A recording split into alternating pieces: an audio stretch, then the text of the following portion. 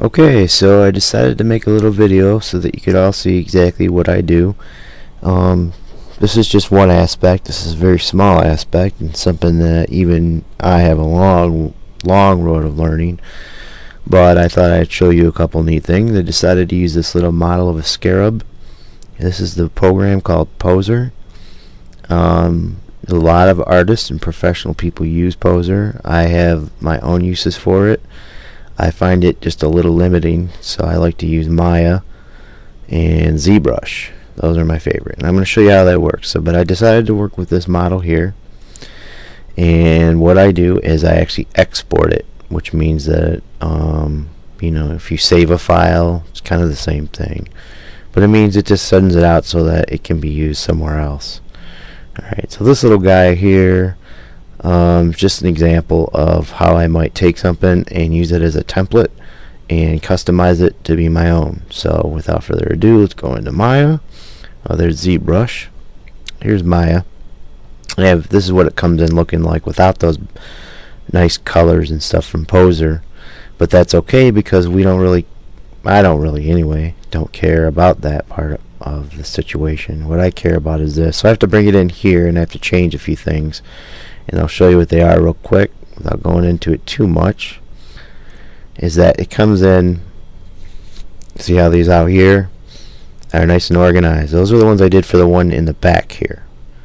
Alright, and this is the one on this square here are the ones for this one. They're all messed together and laying on top of each other, and I have to move all these confusing lines out like this so that they're nice and organized, and each thing I can focus on this area of color and won't have anything on top of it, and it gets crazy. I'll just leave it at that. Okay, so the next thing I do after this isn't the last phase for this program, but it is sort of the jump off point to go to ZBrush, in which I've already done a little work, and I'll show you the difference here.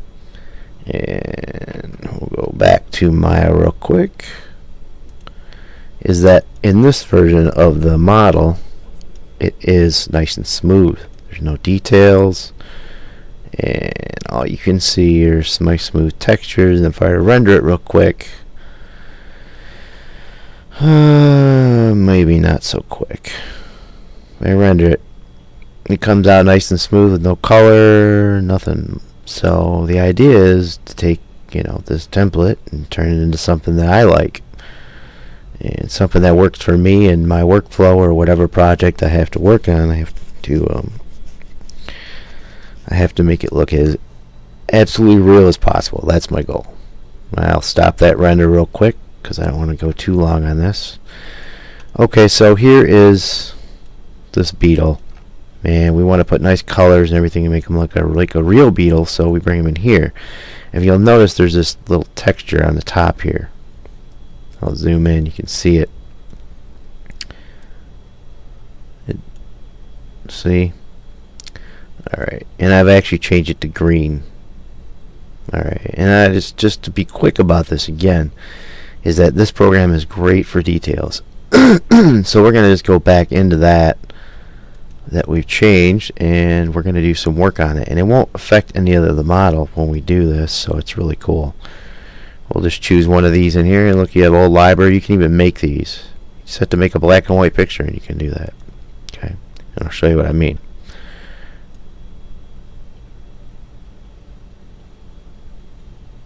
See, just drag some bumps out of his skin. They weren't there before. Pretty neat, huh? Okay, well, that's a little bit too much. Let's turn it down a little bit, and let's change the color we do it with. Let's maybe do a dark green.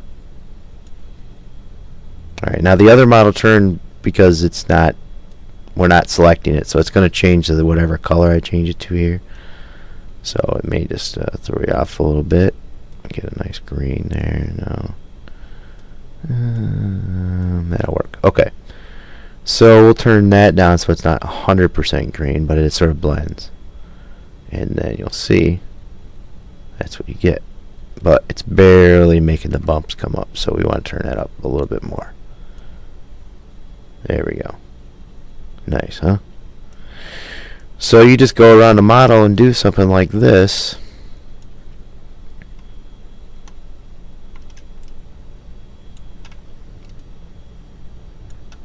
Add these nice cool bumps on it. Really makes it look a lot more real because it reflects the light. You see how it's reflecting it slightly? Got this little reflection shadow thing going on, you know. So that's kind of how it works.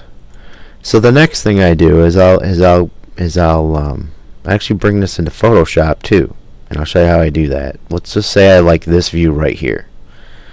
I go up to this little menu here, and I hit Custom View, and I know I don't expect you to remember this, but once I do that, it takes kind of a picture of this right here, and I hit this button here, and it takes kind of a picture of this view right here.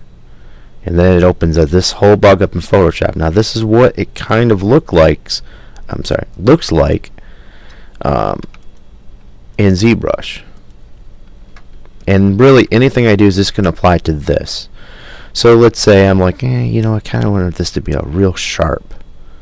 So I just hit sharpen, and it'll just sharpen it right up.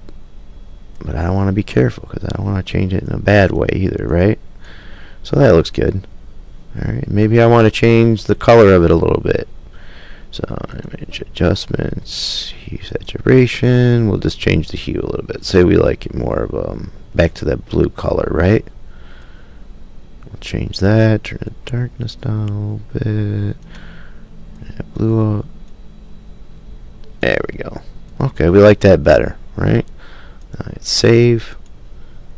Alright. And then it just jumps right back into here and asks me if I want to re-enter. Yes. Do I want to accept that? Yes.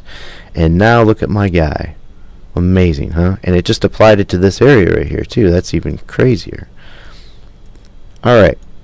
So this is what I'm going to do. I'm going to pause this for a minute, and I'm going to show you when I bring the idea here is I'm not going to do this whole thing. I could do this whole thing, but you'd be falling asleep, I'm sure, watching me do all this and try to explain how I do it.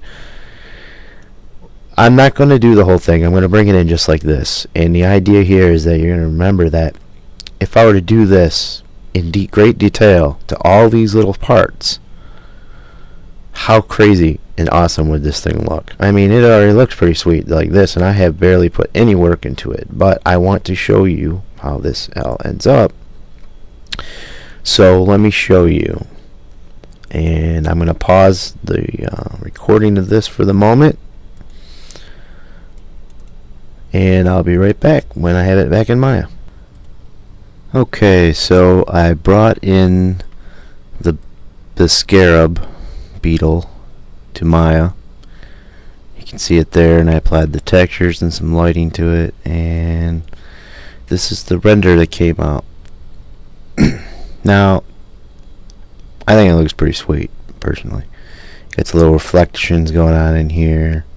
You know, it gives it kind of a glossy texture. There's our bump and everything like that. And obviously, you know, it could use a lot more work and a lot more coloration.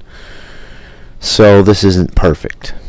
But it's an idea that I'm trying to convey here, is that through the process of going from one program, I've gotten a template little model of a beetle, brought it in, cleaned up, and made sure that all the little texture maps, which are these things, that's what I was showing you in the beginning, is that each one of these areas you can custom modify if you do it right, and it won't affect any of these other areas on accident or anything else like that. Now this is just on top of the actual one. So if you'll look, I can actually lift this up. Okay, so you pretty much rebuild the entire model with new texture maps and everything else. So what I've done is just to show you exactly how I might just go about acting. Instead of doing it in ZBrush, maybe if I wanted to do some stuff in ZBrush, I would make it so it's crazy. It'd be almost so real. It'd be crazy because all the colors I can paint in there. But I might get to Maya and say, you know, there's some things I still want to do to it, and I can. So this is what it looks like when you bring it in from Maya. You can save it out as an image. Here's another initial render before I added the reflections to it that I did in Maya. And render simply means that it takes all the information and makes an image out of it. The lighting, the shadows, everything.